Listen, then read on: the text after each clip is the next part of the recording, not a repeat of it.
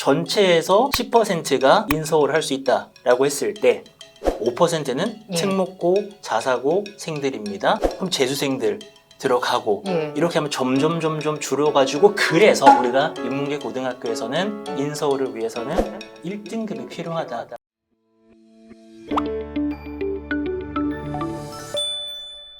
안녕하세요. 교육 고민을 대신 물어봐주는 교육대기자TV, 저는 대기자 방종임입니다. 새 학기가 시작됐습니다. 공부욕이 어느 때보다 높은 이때 알아두면 좋을 만한 대입준비법에 대해서 알아보는 시간을 마련해 보도록 하겠습니다. 안녕하세요, 선생님. 네, 안녕하세요. 먼저 교육대기자TV에 간단한 인사 말씀 좀 부탁드리겠습니다.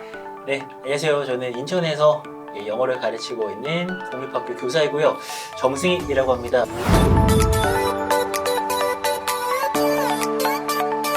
지난해부터 사실 너무 모시고 싶었었는데 좋은 기회가 이번에 마련된 것 같아요, 선생님. 네, 저도 오래 기다렸고요. 저희는 입시 정보를 많이 다루는 채널이다 보니까 이런 질문들이 학부모님들이 남겨주신 것 중에 제일 많았던 것 같아요. 학령 인구는 점점 줄어들고 있는데 왜 입시 경쟁은 더 치열해지냐? 왜 그리고 우리 아이는 인서울 가기가 이렇게 힘드냐? 거기에 대해서는 어떻게 생각하세요? 이 부분도 사실은 이제 눈높이나 이런 것들이 정확하게 설정이 되려면은 우리가 정보를 바탕으로 판단을 내리는 게 당연하지 않습니까? 그래서 부모님들도 정확하게 현실을 인지하실 필요가 있다라고 생각을 하고 오늘 이야기가 누군가에게는 굉장히 불편하게 들릴 수가 있습니다. 제가 최근에 들어본 중에는 아이들이 한우냐 등급을 매기게 라고 하는 게 있는데 이거는 전 너무 가슴 아픈 이야기라고 생각하고 우리 아이들은 아무 잘못이 없어요. 우리 아이들은 우리 기성세대가 만들어준 시스템에서 그냥 태어나서 지금 치열한 경쟁을 하게 됐을 뿐이지 이 아이들이 하고 싶은 경쟁을 하고 있는 게 사실은 아니거든요. 그러니까 우리가 조금이라도 낮게 도움 받으시라고 또 필요한 얘기들을 해드릴 건데 일단은 학령 인구는 확실히 줄어들고 있습니다. 네. 근데 이제 그렇게 되면은 서울에서 먼 곳에 있는 대학에서부터 이제 점점 입학 정원을 못 채우게 되고 실제로 그런 일들이 벌어지고 있죠. 지방에 있는 국립대들조차도 이제 정원을 못 채우는 일들이 생기는데 그럼 어디로 몰리느냐? 당연하지만 서울이죠. 서울로 몰리죠. 네. 서울에서도 그 주요 대학교들 나누기에 따라서는 저도 대학서열 좀 불편한 얘기지만 15개, 10개 점점 위로 몰리는 겁니다. 맞아요. 그렇다면은 이게 그 인원이 어느 정도인가? 15개 대학이라고 한번 해볼까요? 15개 15개? 대학이면은 사실은 이 영상을 보시는 분들이 이제 어디까지 가야 되냐면은 이제 우리 보통 건동홍수기라고 맞아요. 이야기를 하죠. 네. 건동홍수까지 이제 가는 겁니다. 그 정도가 10% 선입니다. 10%가 인서울 상위 15개예요. 그러면 이 경쟁이 치열해지지 않으려면 여기까지 줄어야 되는 거잖아요. 네. 네, 근데 그게 말이 안 되죠. 여기까지 줄어들 줄어들 수가 없죠. 아무리 맞아요. 줄어봤자 뭐 조금 줄고 해봤자 지금 전체 10%가 인서울에 있는 상위권 15개 대학이기 때문에 그까지는 절대로 안 준다는 겁니다. 그래서 그 경쟁은 계속해서 치열할 수밖에 없다. 자, 제가 이제 10%라고 말씀을 드렸죠. 10%면 2등급이네요. 그렇죠. 예. 정확합니다. 예, 2등급입니다. 그러면은 고등학교는 9등급제라는 상대평가를 쓰고 있습니다. 이건 중학교랑 다른 부분이죠. 중학교는 내가 어느 기준만 넘으면은 나 A등급을 받을 수가 있습니다. 근데 요거는 또 이렇게 저를 집어 넣어서 제가 고1이라고 생각하고 한번 말씀을 네네. 드려볼게요. 정식 입학을 했습니다. 고등학교는 9등급 상대평가입니다. 그러면은 이 중에서 2등급이 어느 정도냐면은 전체의 11%. 전체 11%. 전교생 중에 네. 내가 11% 안에 들어야 이제 2등급 수준이다라고 말을 할 수 있는 건데, 자, 근데 여기에 아주 맹점이 하나가 있습니다. 그렇다면 나는 11%? 그러면 뭐 200명 전교생이라면은 대략적으로 내가 한 20등 정도 하면은 예. 고등학교에서 전교 20등 정도 하면은 야, 이게 그러면은 반이 예를 들어서 한 10개 반이다라고 한다면은 한 2등 정도 하면은 예. 1등도 얼추. 아니고 2등 정도면은 내가 인서울을 할 수 있단 말이야 라고 네. 생각할 수 있겠지만 이거는 정승익이라는 학생의 큰 착각입니다. 왜냐하면 전국에 특목고 자사고가 있죠. 재수생이 빠졌잖아요. 재수생도 예. 있죠. 네, 재수생들 막강하죠. 막강하죠. 그리고 특목고 자사고의 재수생들도 꽤 많고요. 이렇게 되면은 참 불편하지만 어떤 현실적인 이야기가 특목고 자사고가 그럼 어느 정도이냐? 전체 5% 수준입니다. 예, 현역만 따졌을 때 5%. 그러면은 자, 단순 계산 갈게요. 단순 계산. 전체에서 10%가 인서울을 할 수 있다라고 했을 때 그 중에서 5%는 예. 특목고, 자사고생들입니다. 그럼 날려버리는 그러면은 거네요. 그 정도는 일반고라면 없어지는 거죠. 그럼 예. 거기 다 입학은 하지 않죠. 하지만 정말 상당수가 입학을 하고 이것도 여러분들이 이해를 하시는 분들에 의해서 말씀드리면 보통 한 5등급 수준까지도 인서울을 하죠. 특목고, 자사고 같은 경우에는. 그러면은 5등급이 얼마냐? 전체 60%예요. 그러면은 5%라고 잡았을 때도 적어도 한 3% 정도는 그들의 몫으로 줘야 됩니다. 그럼 이제 네. 10이 아니라 한 7에서 더 줄면 5. 그럼 재수생들 들어가고 예. 이렇게 하면 점점 줄어가지고 그래서 우리가 인문계 고등학교에서는 인서울을 위해서는 1등급이 필요하다. 인문계 고등학교에 진학을 한 자녀가 있다면 인서울 하고 싶어? 예를 들어서 뭐 한양대, 중앙대, 뭐 성균관대 이런 대학교를 가볍게 얘기할 수 있으려면 내 등급이 1등급에서 2등급 그 사이를 왔다 갔다 하고 정도. 있어야 그래도 지원 가능하다. 아, 네, 그것도 합격 합격도 보장은 아니잖아요. 당연히 아니죠. 네, 지원 가능하다. 그러면 이게 어느 정도냐? 1등급은 전체 4% 그렇죠. 수준입니다. 예, 예. 네, 전체 4% 수준. 그리고 2등급까지가 한 11%니까 우리 아이가 그 안에는 들어가야 이제 인서울을 이야기를 할 수 있다라는 거죠. 그럼 200명으로 따졌을 때, 전교생 200명으로 음. 따졌을 때 흔히 말하는 4%면은 8등이죠. 8등. 예, 전교 그 정도는 돼야 네, 물론 디테일하게 들어가면 이제 과목에 따라서 또 비중도 다르고 여러 가지가 네. 있지만 오늘 이야기는 언제까지나 초중등에서 쉽게 이해를 하시고 예. 그만큼 빠르게 이 상황을 좀 파악하실 수 그렇죠. 있도록 네, 전략을 짜실 수 있도록 도와드리기 위해서 고등학교 딱 들어갔을 때 그래도 한 8등 안쪽으로 그게 거죠. 평균치인 거죠. 평균치죠. 네, 그리고 학교별로 다를 수 선생님이 있고요. 지금까지 체감을 하셨던 현실이기도 하고요. 네, 맞습니다. 희망을 갖는 경우들이 너무 많다 보니까 이게 좀 거기서 오는 미스매치가 굉장히 큰 것 같아요. 아까 제가 좀 막연한 공부는 안 된다라고 네. 말씀을 드렸잖아요. 이게 왜 막연하다는 얘기를 할 수가 있냐면은 중학교 때 우리 아이들의 공부 목표가 무엇인가? 대부분의 아이들은 시험 기간에 열심히 공부하는 거예요. 그렇죠. 내신 네. 기간에만. 이거는 환경이 사람을 만들기 때문에 내신 기간에 중간고사 대비 열심히 하고 끝나면은 놀아요. 그리고 기말고사 준비하고 끝나면은 놀아요. 뭐 겨울방학이 중요하다, 뭐하다 하고 막 학원 보내고 해도 이 아이는 그거를 인지를 잘 못합니다. 예. 이게 뭐 얼마나 중요한지 뭐 다들 중요하다니까 중요한데 이 아이에게는 그냥 똑같은 하루일 뿐이에요. 그래서 고등학교 갔습니다. 예. 역시 정승익으로 예를 들게요. 예. 고등학교 인문계 고등학교에 진학을 했습니다. 시험을 봤어요. 중간고사에서 5등급이 나왔다고 생각해 볼게요.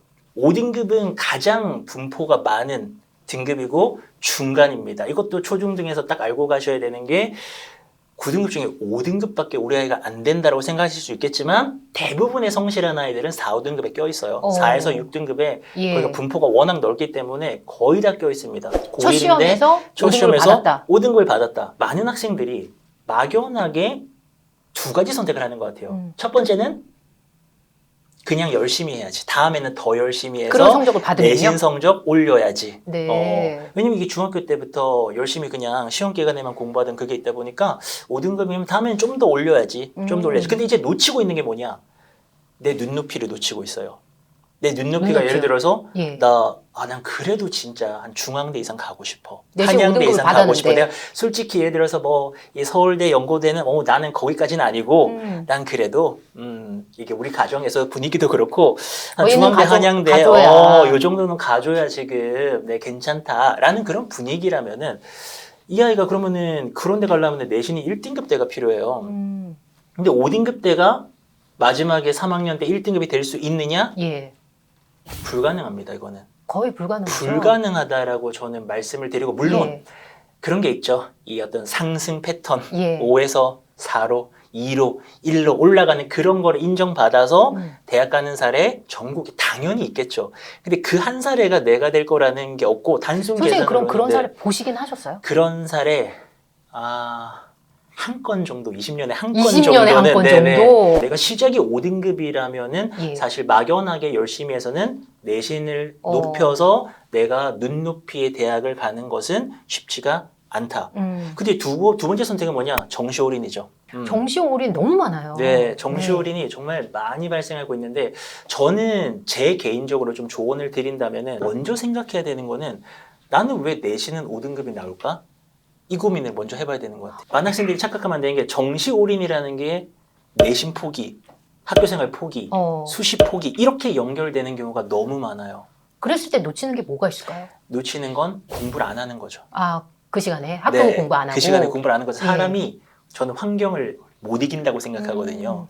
생각해야 되는 게 예. 특목고 자사고 같은 경우에는 요즘 뭐 수시도 강세인데 정시마저도 강세인 걸로 지금 결과들이 나오고 있죠. 그런 팩트들이 나오고 있는데 아니 거기가 예를 들면은 아니 그래 좋은 프로그램 운영해가지고 이 아이들이 학종으로 잘 가는 거는 인정.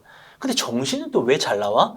라는 생각을 할 수 있거든요. 특히나 이게 그들이 정시에 유리한 환경이 아닙니다. 그 아이들은 학교에서 해야 되는 게 너무 많아요. 수행평가에, 맞습니다. 과제에, 예. 이래서 막 진짜 막 동아리 활동도 많고요. 네, 동아리도 많고 그리고 애들이 욕심도 많아가지고 막 많이 하다 보니까는 막 진짜 뭘 할 수 있는 시간이 많지 않아요. 네. 근데 왜 정시가 잘 나와요?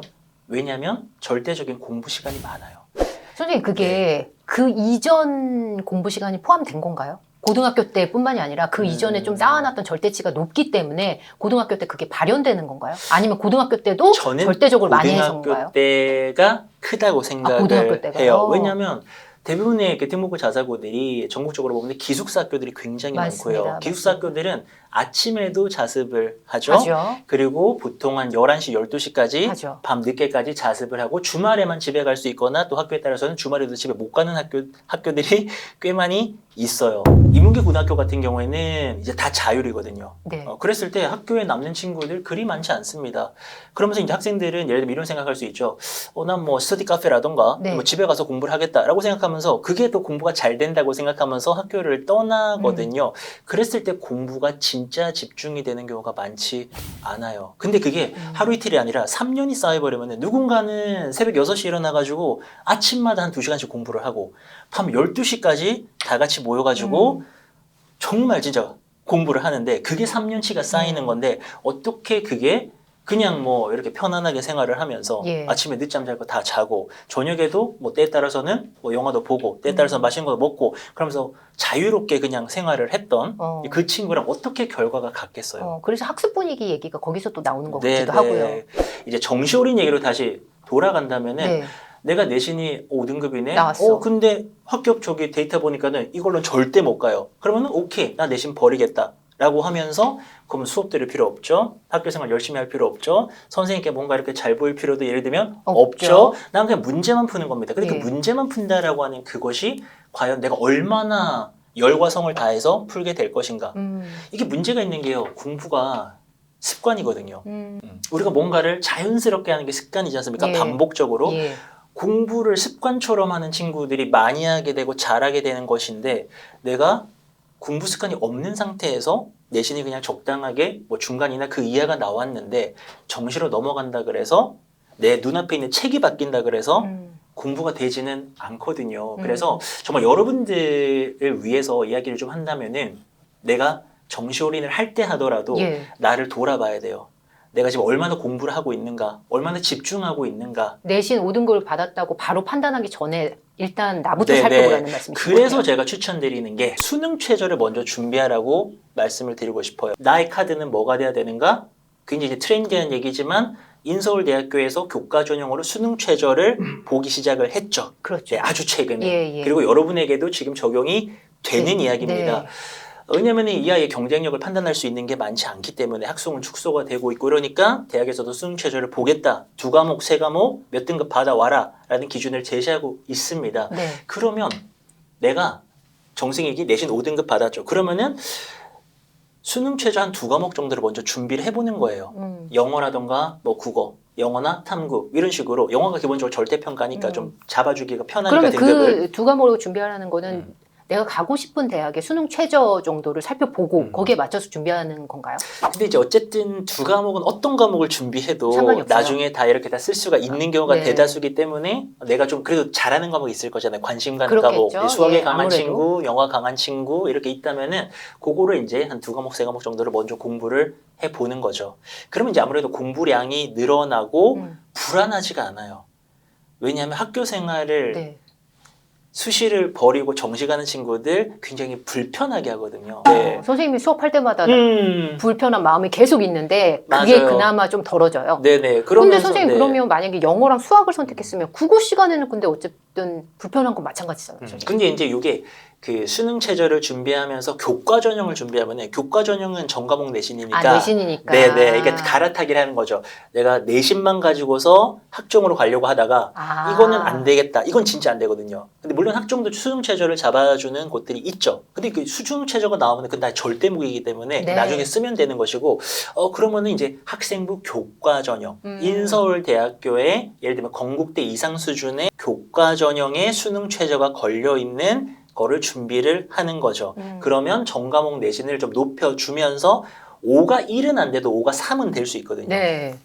그러면 내가 내신 3등급 수준의 수능 최저가 맞춰진다? 그러면 굉장히 레벨업이 희망적이에요. 되죠. 네, 그럼 결론적으로 내신을 쉽게 버리면 안 되네요. 그렇죠. 그러면서 이제 공부 습관을 잡는 거죠. 예. 왜냐하면 내가 내신이 안 나온다 그래서 정시로 바로 넘어갔다 그래서 달라지는 게 아무것도 없거든요, 사실은. 그러다가 정시가 계속 안 나와요. 네, 이게 여러모로 너무나도 불편하고 이렇기 때문에 좀 교과 전형을 이용을 하다가 예. 그러다가 이제 모의고사가 이제 가다 보면은 고1 넘어가서 고2 넘어가서 하다가 하나가 굉장히 또 잘 될 수가 있어요. 모의고사가 너무 잘 나오는 겁니다. 내가 해보니까 정말 원석이었던 거죠. 그러면은 정시로 갈 수 있잖아요. 네. 그리고 진짜 중요한 이야기. 수능 최저를 제가 사실 노래를 부르고 다니거든요. 학교에서는 네. 꼭 준비하라고.